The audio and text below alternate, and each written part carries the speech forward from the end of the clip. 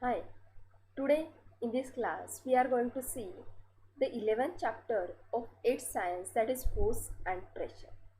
In this chapter we are going to see what is meant by force, unit of force, different examples of force where we are using, and what is the effect of force on different things. What is meant by pressure, unit of pressure, how to calculate the pressure. These different things we are going to see one by one. Now what is meant by force? We'll see. A force is a push or a pull or both. A force cannot be seen, but we can feel and observe the effect of the force. Force is exactly means what? Force is nothing but a pull or a push or sometimes both. We cannot able to see the force, but we can able to feel that force, and there are many uses of this force. Now where we are using this force in the form of push and pull, we'll see. Push, a force to move an object away from our body. For example, any object we want to move from away our body, then we are pushing that object. Pull, a pull is when we apply force to move an object towards our body. When we are pulling something, when we want to move any object towards our body, then we are pulling that object. In this way, when we are pushing or pulling, that push or pull is nothing but a force, or sometimes a combination of push and pull is nothing but force, we are saying.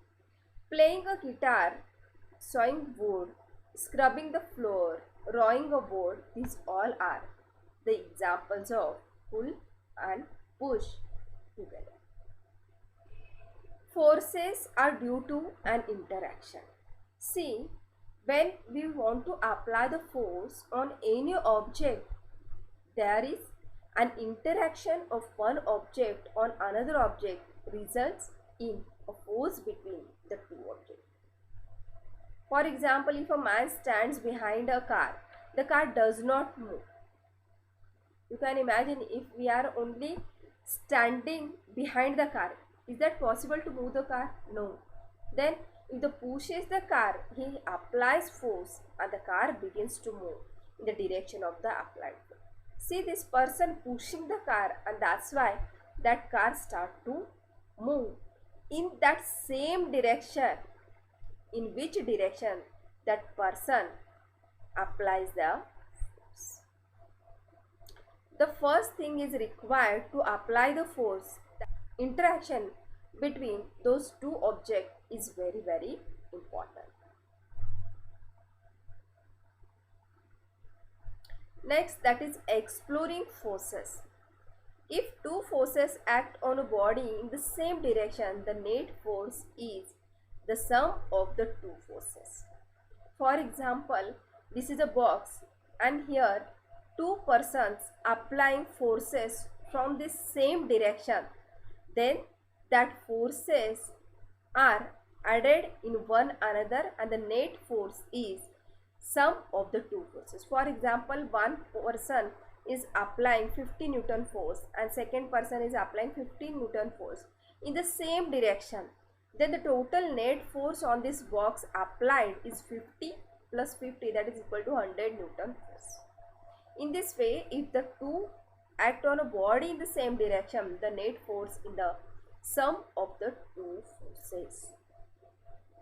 Unbalanced force acting in the same direction combined by addition. That's why we are saying if we apply the force in same direction by two bodies, the net force is F1 plus F2. Next, that is the unbalanced forces acting in opposite direction combined by subtraction. The net force is the difference between the two forces and is exerted in the direction of the larger force. For example, one person applying force from one direction and second person applying force on opposite direction on this box, then the net force applied on this box will be the difference between these two forces applied by two people. That's why we are saying the force that this is F1, this is F2, and the net force is F2 minus F1. For example, F1 applying 50 Newton force and F2 applies 60 Newton force. Then the net force is F2 minus F1, that is 60 minus 50 is a 10 Newton force applied on this force. In this way, the effect on the object depends on the net force acting on it. If from both the sides force is equally applied, then net force on this object will be 0 and it will not show any movement. That's why we are saying the effect on the object depends on the net force acting on it. If we pull the block from both sides with the same force and block remains stationary, the forces are equal and opposite and the net force is 0. Such a pair of forces are called balanced forces. When both the sides or in opposite direction we are applying similar force, then those forces are known as balanced forces. Balanced forces do not change the state of rest or motion of an object, however can change in size and shape of the object. In balanced forces, the force applied from both the direction is same, that is opposite forces or balanced forces we are saying, that do not change the state of rest. Means if that object is at rest, we can't able to change the speed of that object or we can't able to move that object when balanced force is there. Next we are going to see what is the effect of force on an object. Force can make an object to move from rest. The first effect of force is that force can make an object to move from rest. If any object is at rest, if we apply the force on that, it start to move. Second, force can stop a moving object. For example, if we want to stop this moving ball, we are applying the force on that and we can able to stop a moving object. Force can change the speed of an object if it is moving. If any object is moving, by applying our force, we can able to reduce the force of an object. Force can change the direction of motion of an object.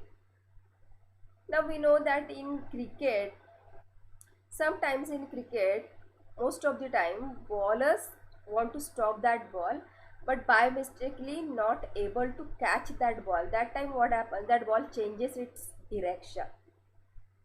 Means what? Because of the force, we can able to change the direction of an object also. Force can change the shape of an object. Now we know that in day-to-day life, our mother is making a chapatis, rotis. In that what she is doing? She is only applying a little bit force on that flour, dough, and she can change the shape of that dough and will get a rotis. Force may cause one or more of these effects. There are so many effects we can able to see by these forces. For example, with the help of force, stretch a rubber band, press a sponge, squeeze a spring. Or here, after C, when we are not applying force on this, they are like this. When we are not applying force on spine, this is like this. And when we are not squeezing a spring, it is like this. An object that will return to its original shape and size after being squeezed, pressed, twisted or stretched is elastic. Those objects which are returned to its original shape and size after being squeezed or pressing, those objects are elastic in nature. Means only after applying the force they are changing their size and shape. Those are elastic, and when we stop to apply the force, they attain their original state. Next, see, drop a glass, tear a piece of paper, crush an empty can. An object that will not return to its original shape and size after being squeezed, pressed, twisted and stretch is inelastic. The object which cannot change its shape, it broken down into pieces, those objects are known as inelastic after applying the force. Now we learn that what is meant by force, where we are using forces. But next we are going to see that is how many types of forces. There are two main types of forces. They are contact forces and non-contact forces. There are mainly two types of forces, contact forces and non-contact forces. First we'll see what is meant by contact forces. Contact forces are forces exerted by one object on another when they are in contact with each other. Contact forces can only able to apply when they are in contact with each other. That's why only the name given as a contact forces. Again, these contact forces are divided mainly into two types, that is muscular force and force of friction. In detail, we'll see muscular force and force of friction with example. What is meant by non-contact forces? Are forces exerted by one object on another without any contact with each other. We can able to apply the force without contact with each other. Those type of forces are known as non-contact forces. And magnetic force, electrostatic force, gravitational force, these are the examples of non-contact forces. Next we'll see what is meant by contact forces. Muscular force is the example of contact force. Muscular force is the force exerted by the muscles of our body. We use muscular force for our various activities. Animals like bullocks, horses, camel, donkeys, elephants also use muscular force to perform various tasks. In our home also, for doing many things, for example for holding the bucket, for lifting the bucket, for doing many work, we are using our muscular force. The force which is exerted by the muscle of our body is known as muscular force. For example, why we are saying the muscular force is an example of contact force? Because if we want to apply our muscular force, first we need to make a contact between our muscles and that object. Without that we can't able to apply muscular force. That's why we are saying muscular force is the example of contact force. Next example of contact force, that is a friction of force. Force of friction is a force which opposes the motion of an object over a surface. A ball rolling on ground gradually slows down and comes to rest due to force of friction. If we stop pedaling a bicycle, it gradually slows down and comes to stop due to force of friction. One more example we'll see, that is if we are throwing ball, after some time automatically it stops because of that force of friction. Force of friction is what? It is the force applied by the surface on that object in opposite direction. That is nothing but the force of friction. In this force of friction also need to make a contact between two objects, then only able to apply this force. That's why this is also example of contact forces. Next we are going to see that is a non-contact forces. There are three examples of non-contact forces: magnetic force, electrostatic force and gravitational force. From that we'll see first one, that is a magnetic force. Magnetic force is the force exerted by magnets. Example, force of attraction and repulsion between two magnets. Force exerted by magnet on a piece of iron or steel. Now here, force exerted by magnet or any force exerted on magnet on different metals is without making a contact in between them. That's why we are saying that is the example of non-contact force. Here, north south poles are there. In magnetic forces, opposite poles attract with each other and similar pole repel with each other. Here also shown that south and north pole attract with each other. Here same poles are repelling each other. Here also south they are repelling with each other. Here steel is a magnetic material. Why we are saying steel, iron, these are the magnetic material? Because they are attracted towards the magnet. That's why we are saying those are the magnetic materials. Next we'll see the electrostatic force.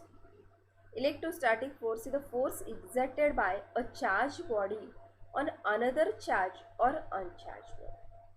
The force which is exerted by charged body on charged or uncharged body, that is known as the electrostatic force. For example, a plastic straw charged by rubbing with paper attracts a suspended plastic straw. A plastic straw charged by rubbing with paper repels a suspended plastic charged by rubbing with paper. These are the examples of electrostatic force. Next is the gravitational force. Gravitational force is the force exerted by the earth on all objects. It pulls all objects towards the earth.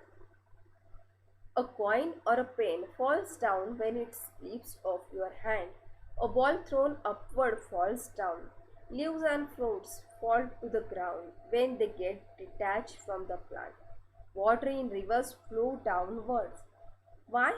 In all these examples, these all objects are coming towards the ground only, because earth is exerting force towards each and every object which attract all these objects towards the earth, and that force is known as a gravitational force. Next we are going to see that is a very important term which is known as a pressure. That pressure depends on both force and area. How it will depend on both force and area? What is meant by pressure? We'll see. Pressure describes how a force is spread over an area. It is a measure of how much force is acting on certain area. Pressure is what? How much force we are applying on that certain area is nothing but pressure. Pressure is the force acting per unit area. That's why we are writing pressure equal to force upon area. And to represent that, we are using symbol P for pressure, F for force, and A for area. In this way, P is equal to F upon A denotes the pressure is the force acting per unit area. Now, unit of the pressure is Pascal. If the area is smaller, the pressure is more on the surface for the same force. Unit of pressure is a Pascal. Now here, pressure, it depends on both force and area. If the force is more, pressure is also more. If area is more, pressure is less. Here, force is directly proportional to pressure and area is inversely proportional to pressure. Means force increases, pressure also increases. Area increases, pressure decreases. Increasing the pressure by reducing the area. Just we learned that area is inversely proportional to the pressure. That's why if we decrease the area, pressure will automatically increase. A sharp knife has a very small surface area on its cutting edge so that high pressure can be exerted to cut the onion. See, if that knife is a sharp, then it applies more pressure on that small area, and that's why it's easy to cut. But if the knife is not sharp, it will take more force to cut this same onion, because surface area of this knife will increase, and that's why the force applied on that area is reduced. In this way, increasing the pressure by reducing the area, we are using by sharpening the knife. One more example we'll see that increasing the pressure by reducing the area. The high pressure on the surface of ice so that the ice melt and allowing the ice scatter to glide smoothly. Increasing the pressure by reducing the area. When a force applied to the head of a nail, the pressure will drive its sharp end into a piece of wood easily. If we apply force on the head of this nail, the sharpened end enters easily into that wood because that area of tail of nail is very less, and that's why force applied on that nail is more, and that's why easily it enters into the wood. But if we are doing reverse, that we are entering that nail through their head, is it possible to enter that nail easily into that wood? No, because this area will increase, and that's why that force applied on the nail will also reduce because of more surface area. That's why pressure applied on that head of nail is also reduced. Increasing the pressure by reducing the area. See here, one more example is given, that is the pressure under the stud is high enough for them to sink into the ground, which gives extra grip. Here the area is reduced. That's why what happened, the force exerted on that less area is more, means automatically area is reduced, force will increase, and that's why the pressure exerted on that will increase, and that's why it is easy to take a grip. Increasing the pressure by reducing the area. Rally need a very high air pressure inside the tires because the narrow tires have a very small contact area with the icy road. That's why what we are doing, we are reducing the area of tires to increase the speed of this car in this icy road. Reducing the pressure by increasing the area. How we are reducing the pressure by increasing the area, we'll see. Skis have a large area to reduce the pressure on the snow so that they do not sink in too far. Here the area of this skis is very high, and that's why in this way we are reducing the pressure by increasing the area. Reducing the pressure by increasing the area. One more example, that is a tractor moving on soft ground has a wide tires to reduce the pressure on the ground so that they will not sink into the ground. The area of tire of tractor is larger. That's why with the help of increasing area we are reducing the pressure in this mud. One more example, that is reducing the pressure by increasing the area. For our school bags or any bag is having a wide shoulder pad. So that what happens, actually it increases the area, and that's why the pressure exerted on our body by that shoulder pad will automatically reduce. If this area will less, that force exerted on less area will be more. Pressure exerted will be more. That's why to reduce the pressure on our body, we are increasing the area. And in this way, a wide shoulder pad of heavy bag will reduce the pressure exerted on the shoulder of the person carrying the bag.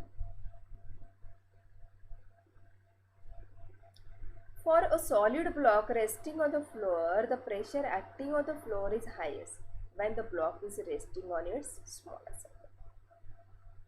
For example, this is a brick. If we are placing brick in this way, which resting on the small area, smallest area, biggest pressure. Here it resting on smallest area, that's why the pressure will be more. And here brick placed like this, that's why biggest area and which will apply less pressure.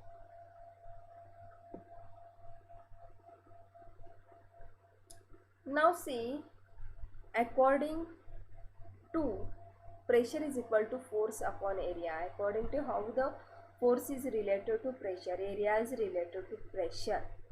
Give the answer of this question, that which diagram shows the child exerting a less pressure on the ground, and give the answer in comment box.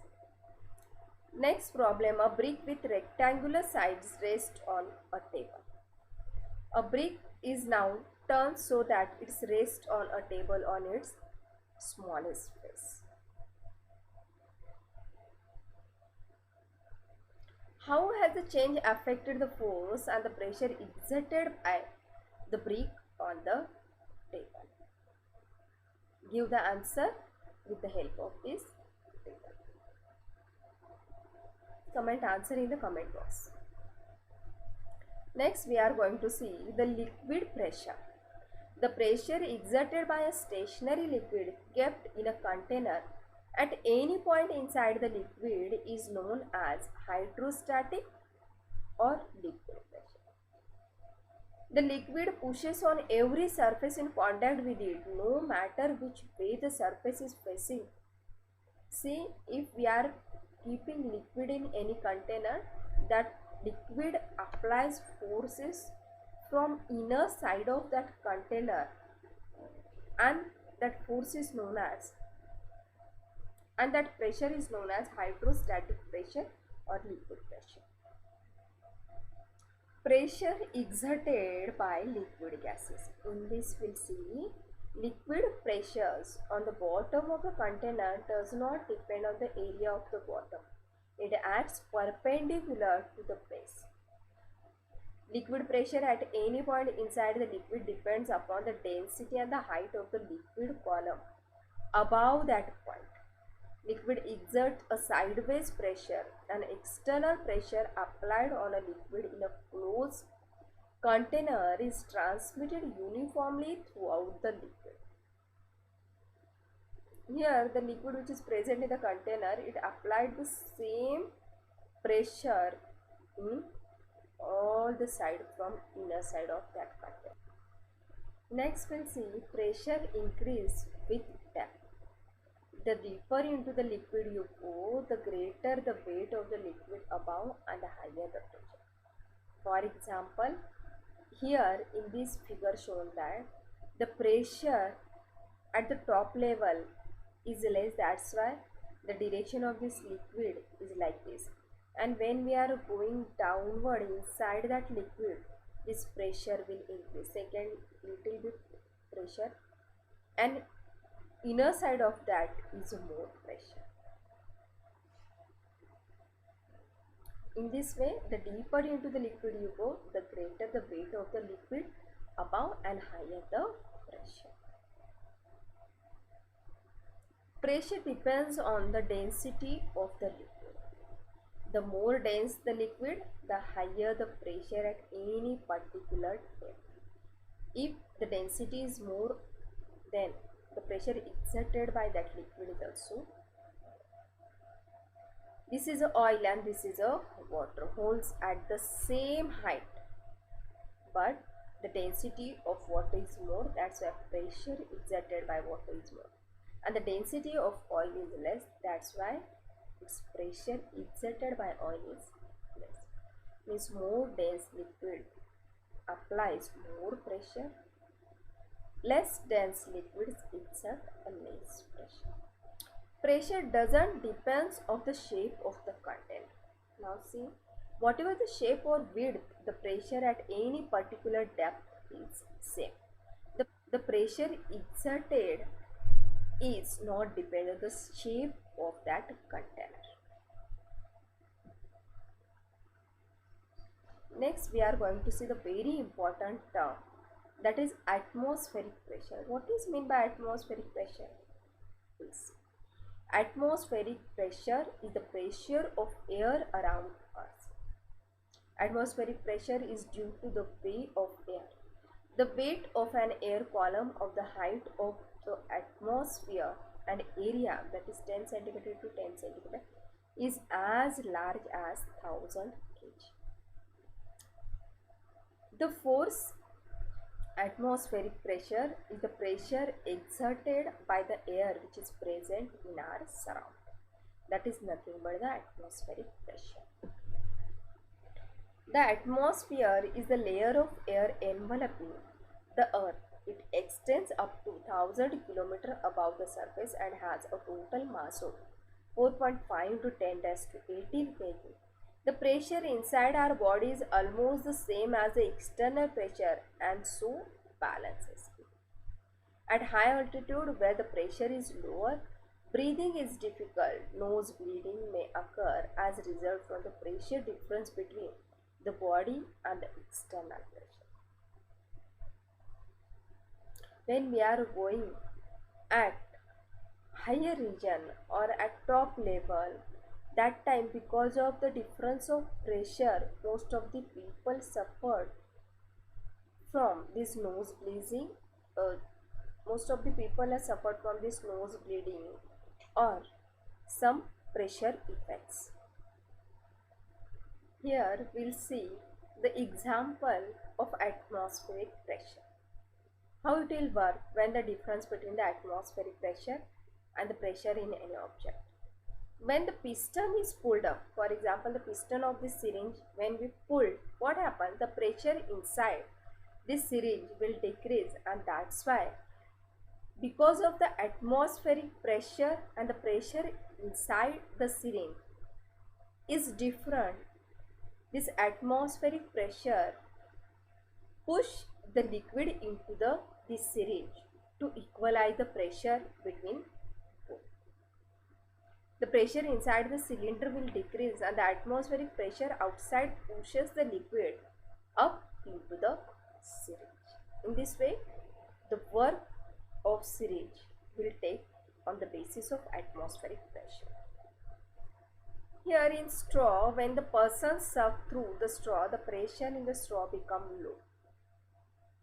And the atmospheric pressure outside, which is higher, will force the water into the straw and consequently into the arm. In vacuum cleaner, when a vacuum cleaner is switched on, it sucks out the air inside the cleaner, causes the pressure inside the cleaner becomes low, and the atmospheric pressure, which is higher in magnitude, forces the air and dust particles into the cleaner. In this way, difference between the atmospheric pressure and the pressure inside the vacuum cleaner, it works. In this chapter, we learn about the force, different types of forces, contact forces, non-contact forces, what is meant by pressure, unit of pressure, how to calculate the pressure, and pressure depends on which factor. All these things learn in this chapter.